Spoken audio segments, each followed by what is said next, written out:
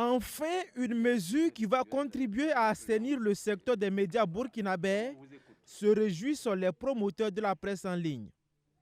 Ils font allusion au nouvel arrêté portant gestion, administration, répartition et justification de la subvention annuelle de l'État à la presse privée. Dans ce nouveau texte, il est précisé dans la section presse en ligne que désormais seuls peuvent bénéficier de la subvention de l'État les entreprises qui disposent d'un site web en lieu et place d'un nom de domaine. L'entreprise de presse en ligne doit également avoir 2 ans d'existence légale et publier au moins 2 articles par jour produits par des journalistes appartenant aux médias. Autant d'innovations saluées par le docteur Cyriaque Paré, président de l'Association des médias en ligne du Burkina.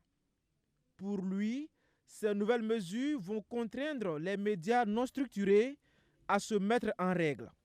C'est un secteur qui est réellement pollué par une population, par un surpeuplement d'individus, je vais dire, donc des médias en ligne. On a l'impression que ce sont des médias qui ont été créés pour lutter contre, j'allais dire, les stratégies de lutte contre la pauvreté des promoteurs, en ce sens que ce n'est pas vraiment l'entreprise qu'on fait vivre, mais ça sert de prétexte pour avoir chaque année quelque chose, une partie du fonds d'appui à la presse privée, par exemple.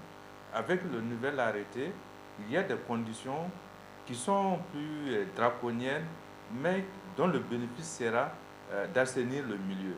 Contrairement aux responsables des presses en ligne, le nouvel arrêté qui fixe les conditions d'accès à la subvention de l'État est décrié par les patrons des médias audiovisuels, notamment son article 68 qui mentionne que pour bénéficier de la subvention, les entreprises de presse audiovisuelle doivent obligatoirement fournir dans la composition du dossier une attestation de non-redevabilité à la société burkinabé de télédiffusion.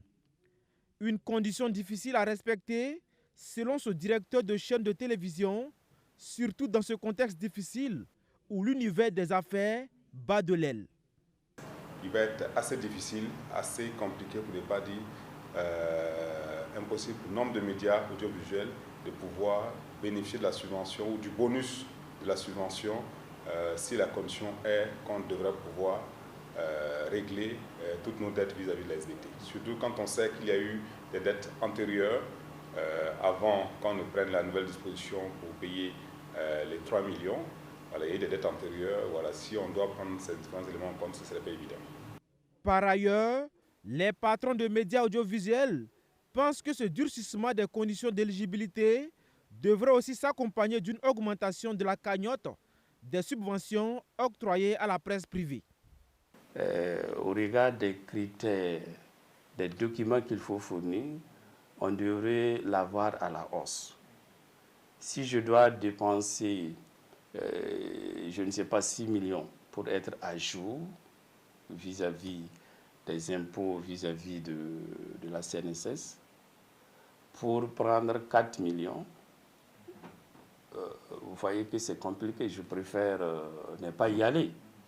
Et il y a des médias qui ne souscrivent pas à ça, tout simplement parce que les conditions à réunir sont assez difficiles.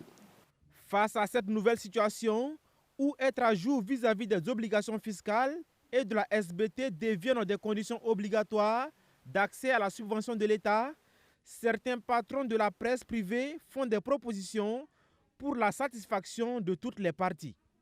Moi, je proposerais pourquoi, au lieu peut-être de donner de l'argent liquide, par exemple, ou de la subvention telle qu'on la distribue, pourquoi on ne pourrait pas donner des crédits impôts, par exemple, aux charges sociales aux entreprises? C'est-à-dire qu'au lieu qu'on vous donne de l'argent, on vous permet de ponger une partie de ce que vous devez à l'État sur ce que l'État vous doit. D'accord? Voilà, ça aiderait réellement les entreprises à se structurer et ça leur apporterait une bouffée d'oxygène à certains moments. Aussi, les patrons de médias privés demandent à l'exécutif de prendre des résolutions pour mettre fin à ce qu'ils qualifient de concurrence déloyale qui existe entre médias publics et privés. C'est de pouvoir aménager l'espace pour que ces médias publics, justement, ne soient pas perçus comme des concurrents des médias privés parce que nous n'avons pas la même mission. Les médias publics n'ont pas pour vocation de faire de la rentabilité financière. Les médias publics ont pour vocation d'éduquer les populations burkinabées sur la base d'un certain nombre de valeurs. Quand on prend l'exemple des pays européens, alors il y a un certain nombre de publicités qui sont interdites aux médias publics. Voilà. Parce que c'est les médias privés qui ont la charge fiscale, la charge sociale, et c'est ça aussi qui contribue à payer les salaires des médias publics. Alors, vu sous cet angle, l'État devrait réguler ce secteur pour permettre quand même aux médias privés de survivre et de faire face aux obligations fiscales et sociales. En rappel, c'est le 9 octobre 2023 que l'arrêté portant gestion, administration, répartition et justification de la subvention annuelle de l'État à la presse privée a été modifié. Selon le Fonds d'appui à la presse privée, il s'agit de donner à l'aide son vrai sens.